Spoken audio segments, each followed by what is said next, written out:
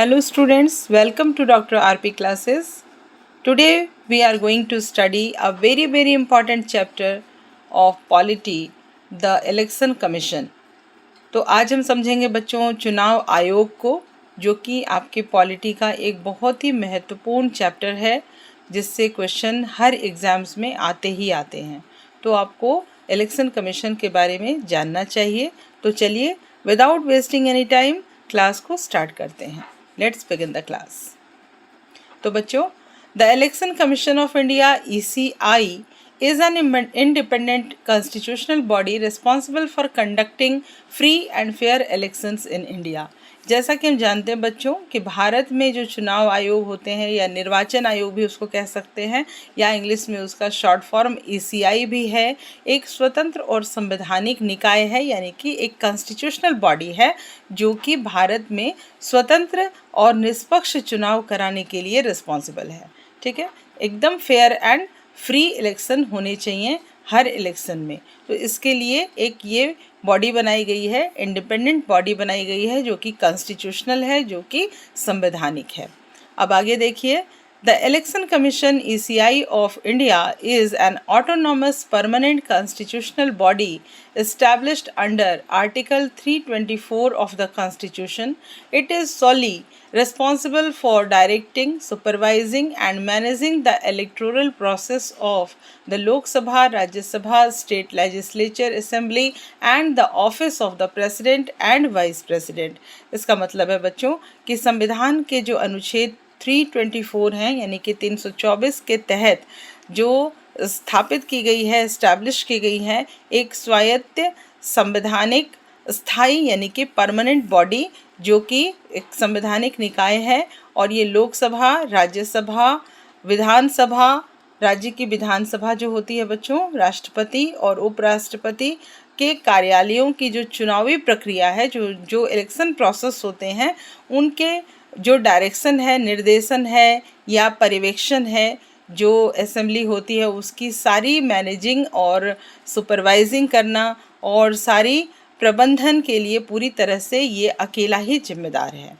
यानी कि सबके, यानी कि लोकसभा के, राज्यसभा के, स्टेट लेजिस्लेचर असेंबली के और ऑफिस जो प्रेसिडेंट और वाइस प्रेसिडेंट का है, इनके अंदर चुनाव जो होंगे वो किस तरह से होंगे, ये सारी चीज़ों को डायरेक्ट करना, सुपरवाइज करना और मैनेज करना अकेले सिर्फ और सिर्फ इलेक्शन कमीशन का काम होता है, जो आपके कॉन्स्टिट्यूशनल अमेंडमेंट कॉन्स्टिट्यूशनल एक्ट 324 में वर्णित है।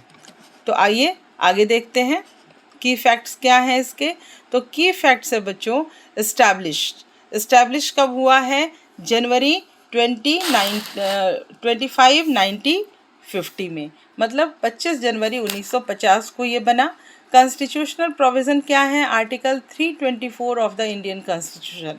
भारत का जो संविधान है उसका आर्टिकल 324 है, जिसमें इस इलेक्शन कमीशन ऑफ इंडिया के बारे में बताया गया है।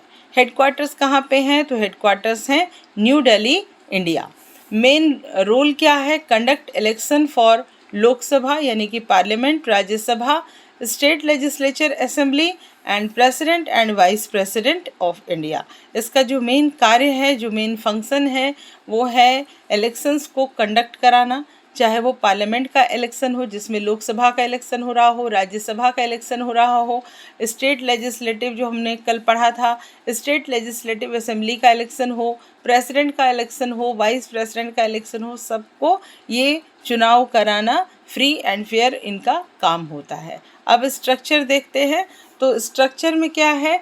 The commission consist of 1 chief election commissioner CEC and 2 other election commissioners. तो इसका जो कंसिस्ट है, यानी कि जो कैसे बनेगा, तो इसमें एक चीफ इलेक्शन कमिश्नर होते हैं जिनको CEC कहते हैं और 2 अदर इलेक्शन कमिश्नर्स होते हैं। They are appointed by the president of India, जो कि भारत के राष्ट्रपति के द्वारा नियुक्त किए जाते हैं। अब फंक्शन देखिए बच्चों, प्रिपेयरिंग इलेक्टोरल रोल्स। इनका काम क्या होता है? इलेक्टोरल रोल्स को करना, यानी कि इलेक्शन कंडक्ट कराना। शेड्यूलिंग इलेक्शन, इलेक्शन का शेड्यूल तैयार करना। Monitoring political parties and campaign spending, जो पॉलिटिकल पार्टीज़ होती है उनकी मॉनिटरिंग करना और कैंपेन जो चलाए जाते हैं उनको देखना। Enforcing the model code of conduct, जो कोड ऑफ कंडक्ट जो लगाया जाता है उसको तैयार करना और उसको टाइम टाइम पर जब इलेक्शन होने वाले होते हैं तो कोड ऑफ कंडक्ट लगता है। डिक्लेयरिंग इलेक्शन रिजल्ट, और जब इलेक्शन फ्री एंड फेयर हो जाएं तो उनके इलेक्शन के रिजल्ट को प्रोवाइड करना भी, डिक्लेयर करना भी इलेक्शन कमीशन का काम होता है। इशूइंग वोटर आईडी कार्ड्स, जो आपके पास वोटर आईडी कार्ड्स बनते हैं बच्चों, वो वोटर आईडी कार्ड कैसे बनते हैं, तो वो वोटर आईडी कार्ड जो बनते हैं वो इलेक्शन कमीशन की तरफ से बना के दिए जाते हैं। तो देखिए जो इम्पोर्टेंस है, the ECI ensures democracy function properly by the making election transparent, impartial and credible।